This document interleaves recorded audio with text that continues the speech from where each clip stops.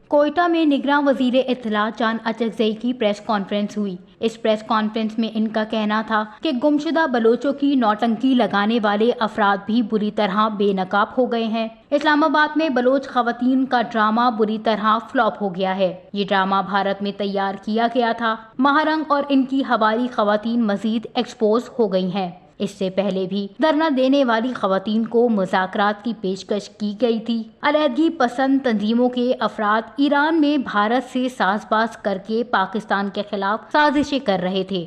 मजीद उन्होंने ये भी दावा किया है कि भारत के हाथों में खेलने वालों को आम माफी दिलवाकर कौमी धारा में ला रहे हैं। अलहदगी पसंद जल्द कौमी धारा में आने वाले हैं।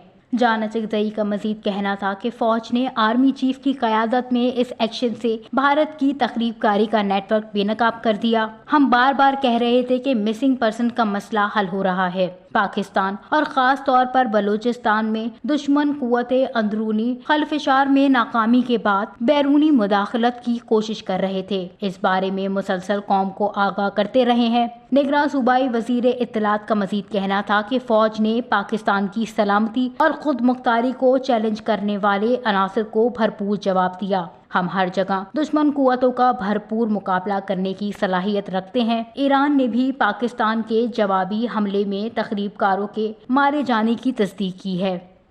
वश न्यूज़, कोयटा, बलूचिस्तान।